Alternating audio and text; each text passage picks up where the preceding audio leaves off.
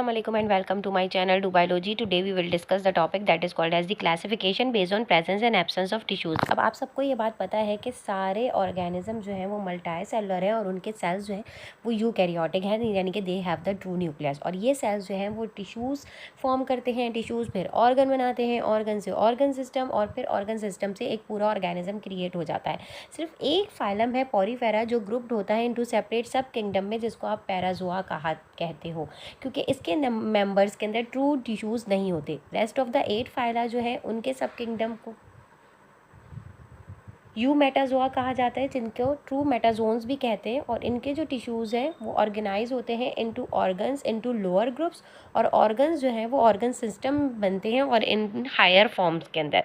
ठीक है, तो you can see in this picture, आप इस पिक्चर्स के अंदर सारा देख सकते हो कि एंसेस्ट्रल प्रोटिस्ट हैं, फिर उसके बाद जो है वो आपके पास निडेरियंस आ गया, स्पंजेस आ गया, फिर यहाँ पे इन्होंने बताया हुआ इन सारे एंसेस्टर्स में से आपके पास रेडिएट्स जो हैं वो निडेरियंस बनते हैं, एसिलोमेट्स जो हैं, फिर सिलोमेट्स हैं, सीलोमेट्स हैं, प्रोटोजोम्स हैं, ड्यूट्रोजोम्स हैं, कॉर्डेट्स हैं, वर्टिब्रेट्स हैं, आर्थ्रोपोड्स हैं।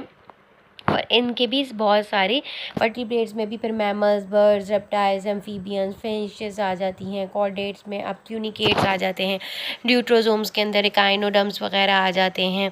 तो ये सारी की सारी इसी तरीके से एसिलोमेट्स में फ्लैट फॉर्म्स हैं, सूडोसिलोमेट्स के अंदर राउंड वॉर्म्स और ये सारी चीज़ें आ जाते हैं। फिर उसके बाद आपके पास प्रोटोजोम्स हैं, सीलोमेट्स हैं, आर्थ्रोपोड्स में सेंटीपेड्स, मिलीपेड्स, इंसेक्ट, स्पाइडर्स। तो ये phylogenetic tree of animal kingdom आपके पास पूरा का पूरा है।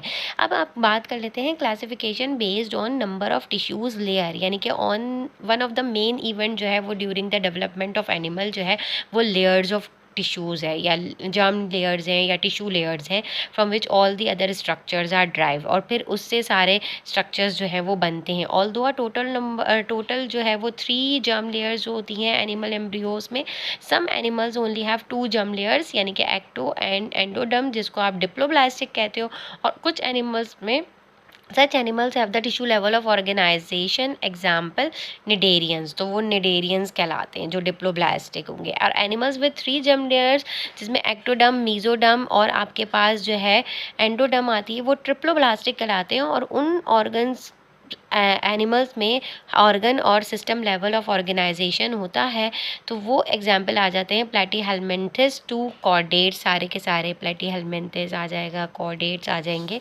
और फिर ये आपके पास कॉर्डेट से आगे जो है वो सारी ब्रांचेस निकलेंगी। तो that's it for today. In next class we will discuss the next topic, that is classification based on symmetry. Thank you and अल्लाह हाफिज़।